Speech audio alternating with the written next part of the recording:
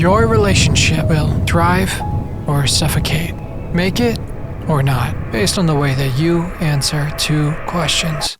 Am I worthy of being loved? Is there anyone who can love me? These two simple questions define what's called your attachment style. You probably know about attachment styles, but you might not know what really defines them. Well, it's these two questions. Am I worthy of being loved? Is there anyone who can love me? There isn't a right or wrong answer. It's not a pass or fail. It's about when you're being extremely honest with yourself. You ask yourself these questions. What do you feel?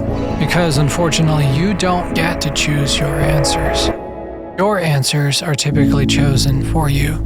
They're shaped by your parents or those who raised you, which can either be awesome or suck, because we don't get to choose our parents. So, in what might be the most important episode of marriage health yet, can we ask ourselves, am I worthy of being loved? Is there anyone who can love me? This is Marriage Health, James and Terry Kraft. How important is attachment in a marriage relationship? How exactly can you figure out your attachment style? The term attachment describes a close bond between two people, that when they're together, they feel safe. You can end up with a lot of broken relationships because you drive people away with the suspicion. When clients come into a coaching relationship with me or counseling relationship with me, one of the first things that I do is I listen for or I assess what their attachment style is. It's not a negative thing. It's not good or bad. It just is, right? And so how did my attachment style develop? Was I just born with it? Is it sort of part of my DNA? Back when I was a child, my mom and dad would say, let your kid cry it out. And if they sit in the crib for hours at a time crying, then that's what they do. It doesn't create a healthy attachment. When someone, like a little child, is screaming, you want to see comfort take place. Am I worthy of being loved? Something as small as being left to cry alone in a crib can impact your answer to this question for the rest of your life. They have to have some independence there. We have a lot of people just go and they pick up their kids right away, and it doesn't create secure attachment. It creates kind of an anxious attachment. If I have something wrong, someone comes and comforts me. And just as easily, having a parent be too attentive can cause you to build insecurity with question number 2. Because if someone doesn't show up every 5 minutes, I'll start to wonder, is there anyone who can love me? Escaping childhood with secure attachment can seem impossible. Chances are you've developed an attachment style that's led to a lot of pain in your relationships or your marriage. In the developmental years, just watch kids. Watch them with their parents. When they don't feel safe, they have to be clingy to mom and dad, and they feel anxious about it, or avoidant, and they kind of push away and they don't want connection with people. It's happening all the time with every single person. Are you ready? Do you want me to do it? Yes, we're all set. Okay.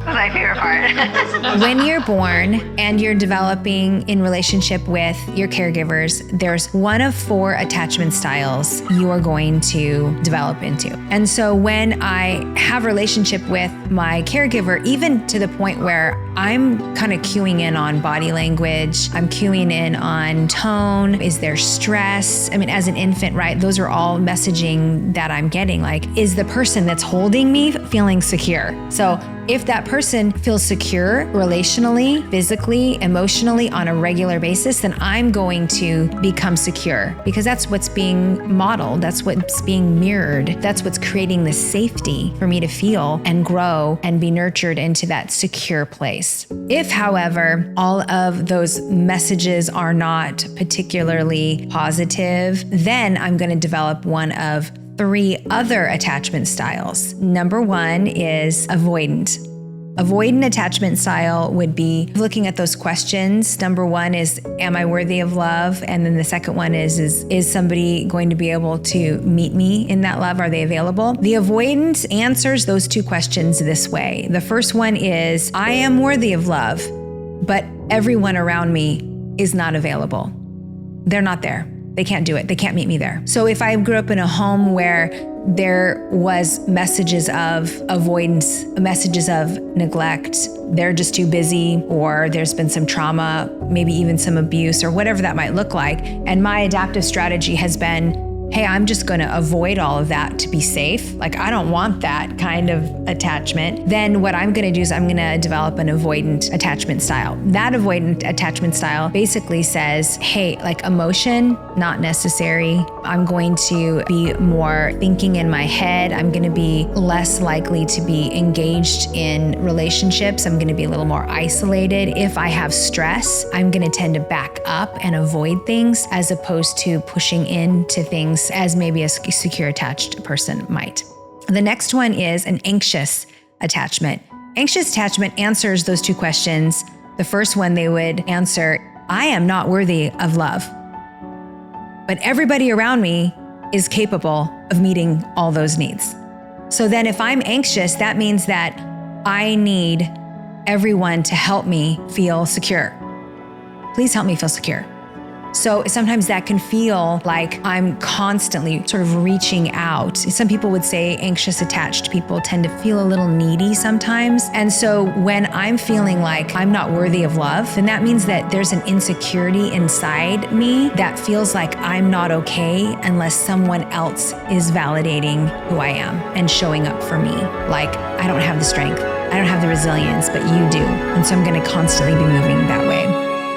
The last one is, sometimes we call it chaotic, sometimes we call it fearful. Basically, what a chaotic attachment style would be is kind of a combination between the avoidant and the anxious. How this develops is if there's a lot of chaos in my environment. Sometimes that would be because there's a lot of trauma or abuse, or I have parental figures that are also chaotic in their relation style. That means that I toggle between both anxious and avoidant. And you can imagine that can be difficult in its own right, because the answer to both of those questions, am I worthy of love and can people meet those needs, are both no. No, I'm not worthy of love, and no, nobody's going to meet that need for me. And so I toggle back and forth between, I need someone to fill that need. And then I also toggle between, I just want to back away and just isolate myself. I don't need you. Yes, I need you. I don't need love. Yes, I need love. Am I worthy of love? No, I'm not. And so chaotic can feel really just like push and pull in terms of attachment. Pretty heavy question, isn't it? Am I worthy of love? We got to stop right there. I've talked to so many people where they deflect and push everything out on everybody else, and they give to everybody. They love people. They're busy doing things, and they're always serving people and caring for people, but they don't see themselves as a person who's worthy to be loved. I just want to pause there, because I know that there's somebody who's listening right now and you're sitting there thinking, that's me. That's the bottom line. I don't think I'm worthy of love. That might be your reality that you're sitting in, but it's not the reality, because you are deeply loved. You are deeply needed on this earth. You are not an accident. You're here for a specific purpose on this earth. And there are people in this world who want to love you. And there is someone who wants to be in your world to love you. And if you don't think that you're worthy of that, I would love for you to move toward that. Don't run away from it. Don't run away from this. Move towards it so that you can discover who you really are. And you're worth it. You're worth it. You're worth the time, the energy, the resources poured into you to discover that you are lovable and that you can be loved and that you can love yourself. And you can open the door for someone else to love you just like that. How long did it take for you to find out what your attachment style was or is? It doesn't change. Yeah. Or does it change later on in life? Yeah. It's really a good question. Attachment style, I like to say attachment story, because I really think that, my style, it comes out of my story. People say, oh, how do you develop your attachment style? And it's like, well, look at your story. Avoidant, anxious, chaotic are developed out of some complex trauma, big traumas that happen, and even little traumas that sort of happen a lot along the way, meaning kind of like lacks or neglects. And so if I was to go back and kind of look at what was happening when I was born, and then through those very crucial early years, we're talking like 0 to 5, 0 to 10. I mean, really young years, especially the infant years, 0 to 5. And so what was happening back then, if I look back and I say, okay, you know, there was a bunch of transition happening. Maybe there was a death in the family. Maybe there was illness, or there was some traumatic events that happened to my caregiver, my mom, my dad. Maybe there was some addiction, alcohol, there was divorce. I mean, if there's some big major things that were happening, then what happens is my caregiver, primarily my mom and my dad, but those first infancy years, you know, a lot of it is, you know, mom who's taking care of you, breastfeeding, doing all those kinds of things. If there is a lot of anxiousness, or there's depression, or, you know, there's things that are being traumatic that are happening in my environment, those messages, those experiences, the energy that maybe might be anxiety or fear, whatever that might be, it sort of mirrors onto me. And I'm like a sponge. As a little baby, I'm like a sponge. And so my caregiver is giving messages, and I'm mirroring that and going, maybe I should be afraid, right? And if I'm not getting repair to some of those ruptures, you know, that would be kind of considered a rupture, even if they're little, which there's no perfect parent, by the way. And research shows the best parenting is the good enough parent. So everybody can just relax right now. I know, I was starting to be like, please, everybody, the best parent is the good enough parent. Yeah. We're not looking for perfection, but what research has found, which I have found as a person, right, is that when there's things that go wrong, when they're repaired, then a young child learns to be secure there. Like, okay, I'm okay now. But when there isn't repair, or you can't repair, what if there's an illness in the family, or there's some disruptive trauma that everyone is feeling stress around? And then some of those repairs don't get solidified into the situation in that moment. Then sometimes what we have to do as little ones is we develop sort of a style of attachment around that. And that comes through some of those experiences, some of that mirroring. And so then what I do is I sort of adapt to that. And then I move into one of those 4 styles. So then I get into an adult relationship. My spouse is going, let's have some emotional connection. I love emotional connection. Let's talk about things. Let's get emotional. Let's contemplate all this stuff. Let's sort of have this intimacy. And if I'm having an avoidant attachment style, I'm thinking deep down, subconsciously, I'm thinking you're really kind of not there for me, because that's what I know. So I'm going to emulate that, and I'm going to be avoidant in the way that I show up. And vice versa, anxious as well. If I grew up and it was like, be careful, you don't have what it takes to do anything, so just be, you know, I've got to do it for you. Then all of a sudden, you know, I grew up thinking, I don't have what it takes. I don't know. I'm not secure.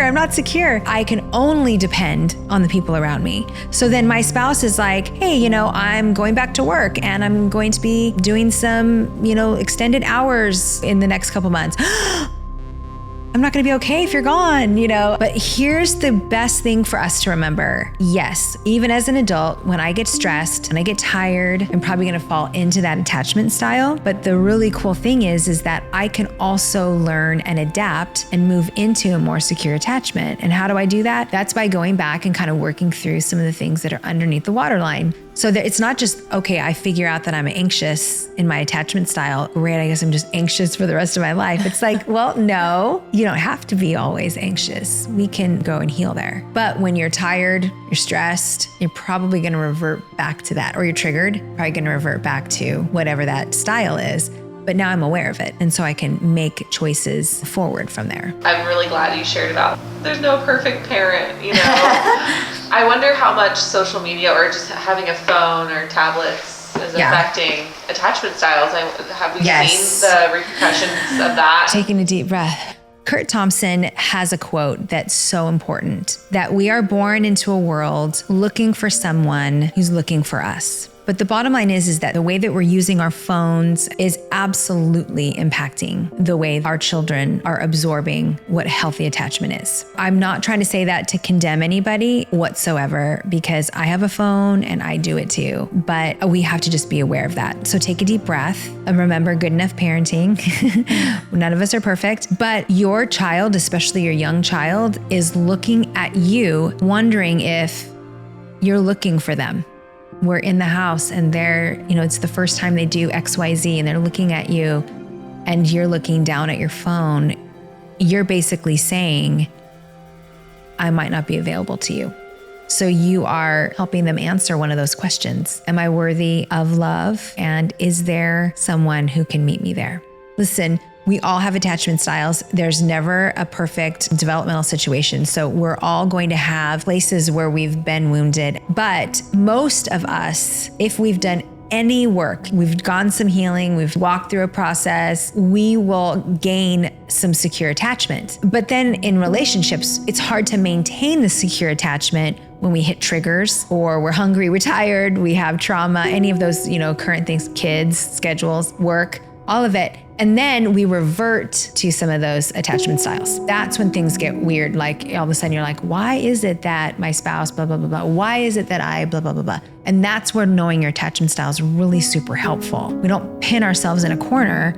We use it to inform us so that we can grow there and we have more awareness so that we can make a more informed choice when I feel triggered to remember, hey, girl, you are okay. You're stronger than you know. And even if you're alone, you're still strong and you're still okay. I have to do that for myself. Or, hey, you know what? Just because you're feeling triggered or scared doesn't mean you have to run away from people. Sometimes we need to push in and we need to ask for help and support. Those are strategies that you learn when you're aware of what your attachment style is. It's so important. It's so important for you guys, when you watch this and you watch our videos, pause. Just pause and be curious. A little curiosity will take you a long way. A little curious, why are we operating away from each other? Because we didn't start off this way. We tell people all the time, tell us about the origin of your relationship. And most of the time, there was an attraction and there was a completely falling in love with each other and you're all tangled up and you're tripping over each other. And all of a sudden now you're finding yourselves completely on two different planets. You're discovering what has taken place earlier on in your life, all the stuff you brought into your marriage, and you get beyond the honeymoon stage and you start to realize, wait a second, we're a lot different here. What do we do with this? Those who pursue it and they're curious to kind of find out more, to kind of look around the corner and discover, hey, there's something else around the corner. Let's go find it. And be curious for the adventure. Man, you have an incredible opportunity for a great relationship. But those who just say this, oh, we're just not compatible. We're not good for each other. You know what? We're not meant for each other. I just say bullcrap, because that's not true, because you didn't say that in the very origin of your relationship. And so there was a lack of investment that we have to realize and say, wait a second, what happened here? What's the origin of this break that we had? There is an opportunity. Now, if there's abuse, different story. There's things that I would say, you know what, maybe need to help you navigate apart because there's been abuse and hurt that's probably in a small percentages irreparable. But man, most of you who are listening to these videos, you can come back into this, but it's gonna take work. I know you don't wanna hear that. Most people don't. It's gonna take work. And it's gonna take work for you to get down into the soil and figure out what's missing and bring back this relationship that has distanced itself from one another. One of the things that we do in our coaching process through Life Unplugged is really dive into understanding how our adaptive strategies are impacting our relationships. That then creates a more healthy connection with other people. And that's what we do. If you're part of these videos and you're watching what we're doing and saying, we consider you part of our tribe. So let's jump into this and discover how you can live in a secure attachment style so that you can be fulfilled and be fulfilling to someone else. Marriage Health with James and Terry Kraft. If you feel like you need someone to come alongside you, a coach or a counselor, reach out to us. The link is in the description.